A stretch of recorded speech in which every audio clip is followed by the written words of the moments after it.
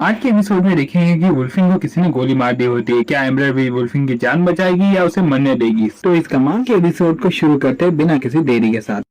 Episode की शुरुआत में वह मिस्र आदमी दिखाई देता है। वह कहता है एन ए रिवॉर्ड। इसने जन्म लिया था मार्च 25, 1864 में। इसकी मौत हुई शरीर पर लगने वाले कई जख्मों की वजह से।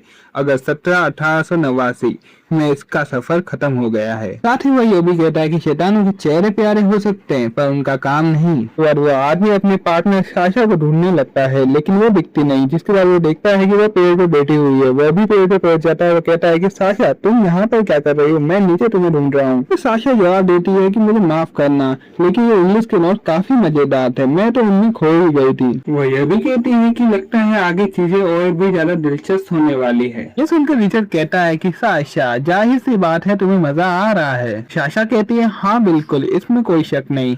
क्या तुम ही सोचो, इंग्लैंड का सामना होगा जर्मनी से, आगे क्या होगा ये सोच के तुम्हें बिल्कुल भी मजा नहीं आ रहा है क्या? इस पर रिचर्ड उससे कहता है कि अपने काम से इतना प्यार करने वाली मिट्टी की देवी तुम्हारे अलावा कोई हो ही नहीं सकती। साशा हंसते हुए कहती है हाँ मुझे बहुत खुशी है कि मैं मिट्टी की देवी बनी थी। वो रिचर्ड से पूछती है कि ये कहानी आगे कौन सा मोड़ लेने वाली है, जिस पर रिचर्ड कहता है कि इस पर बाद में चर्चा करेंगे, फिलहाल ये सोचो कि उस शैतान से कैसे निपटेंगे। जिस पर साशा कहती है कि उसकी फिक्र मत करो, उस शैतान ने उससे सौदा किया है। तो रिचर्ड कहता है कि अच्छा उस लड़की से, जिस पर साशा कहती है नहीं। इस पर रिचर्ड कहता है तो उसने किससे सौदा किया, जिस पर साशा कहता है मेरा वो मतलब नहीं था, मतलब सौदा उससे ही हुआ है पर वो लड़का है। साशा आगे बताने लगती है कि इसका परिवार यहाँ ईसाई अंग्रेजों के लिए ना बुरे काम करता आया है। तो ये अचानक सीरियल को कुछ अजीब लगता है। वो पीछे मुड़कर उन दोनों की तरफ देखता है और कहता है कि उनके कपड़े ये मिट्टी के देवता है। जिस पर रिचर्ड कहता है तुमने तो सही कहा था, ये तो एक लड़का है। अच्छा यहाँ पे कहती है कि उसने देख कैसे लिया, जिस पर रिचर्ड कहता है उसने एक शैतान की सौदा करके अपनी एक टांग कब्र में डाल ही दी है। ये भी कहता है कि इंसान के सर पर जब मौत मंडराती है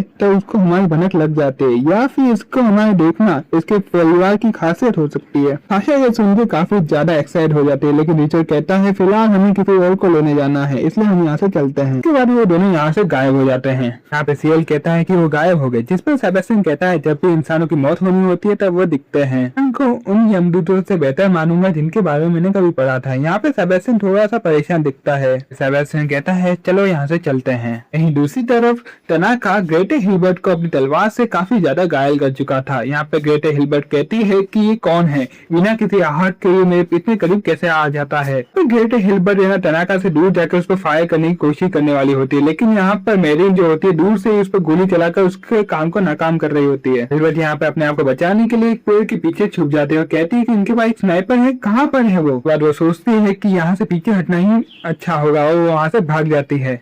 उसके बाद तनाका रिलैक्स हो जाता है। यहाँ पीछे से मेरिन भागते हुए आती है, तनाका आप ठीक तो है ना? इस पर तनाका जवाब देता है कि हाँ मैं ठीक हूँ। मेरिन कहती है कि हमें उसका पीछा करना चाहिए। तनाका कहता है नहीं, हमें खतरा मोड़ नहीं लेना चाहिए उसका पीछा करके। उसके बाद आकाश में वहाँ पे 3 फायरबॉल नजर आते हैं। तनाका कहता है कि यंग मास्टर हमें दिशा बदलने के लिए इशारा कर रहे हैं, जिस पर मेरिन कहती है तो फिर चलते हैं हम यहाँ से। वहीं दूसरी तरफ हम देखते हैं कि डार्ड्रिक बॉलरे और स्नेक फूल की और रेल मार्ग की तरफ पहुंच जाते हैं। वहाँ पे वो एक गुफा के अंदर दाखिल होते हैं जहाँ पे एक दरवाजे को वो खोलने वाले होते हैं। तब स्नेक कहता है कि रुक जाओ, मुझे बाहर की तरफ ना कुछ लोगों की आहट महसूस हो रही है। ये सुनकर डार्टिक स्नेक से पूछता है क्या तुम्हारी बातों पर हम यकीन कर सकते हैं? स्नेक कहता है हाँ बिल्कुल। जिस पर डार्टिक ना वो जो दवाई वाला बक्सा है वो स्नेक को पकड़ा देता है, जिसके बाद डार्टिक और बॉर्डर दरवाजा खोलकर जर्मन सैनिकों पर गोलियों से हमला करना शुरू कर देते हैं और सारे जर्मन सैनिकों को मार गिराते हैं। तभी डार्टिक कहता है कि हम इस रेल से बाहर निकल सकते हैं। तभी यहाँ पर बाकी लोग भी भागते हुए यहाँ पे आ जाते हैं। सभी लोग काम पे लग जाते हैं। यहाँ पे बॉर्डर और डार्टिक ट्रेन की भट्टी में कोयले डाल रहे होते हैं। बॉर्डर यहाँ पे फेनी से कहता है कि बाहर जाने का दरवाजा खोल दो फेनी,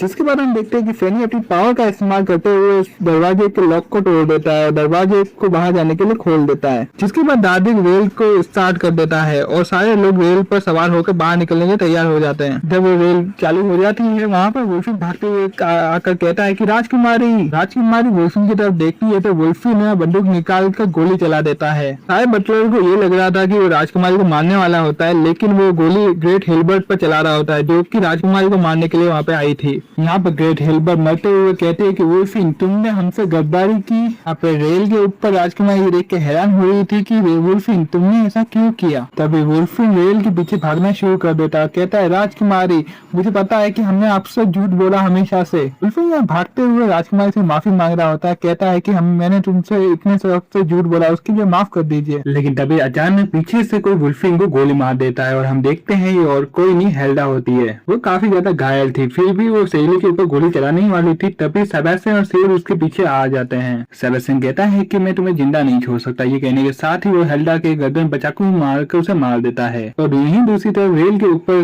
जो राजकुमारी है वो वुल्फिंग के लिए काफी ज्यादा परेशान हो रही थी। वुल्फिंग यहाँ घायल होते हुए भी एक चीज कहता है कि आप जादूगरनी नहीं है, आप एक आम इंसान हैं। यहाँ पर हमें वुल्फिंग का पास दिखाया जाता है जहाँ पर उसको बचपन से ही जर्मन सेना में शामिल किया गया था। तो बचपन से बच्चों को ये सिखाया जाता था कि देश के लिए मरना फख्र की बात है। यहीं पर जर्मन सेना इन बच्चों के ब्रेन वॉश करके इनके इमोशंस को खत्म कर देते थे। जैसे ही वुल्फिंग की ट्रेनिंग पूरी हुई, उसे एक मिशन के लिए भेजा गया था।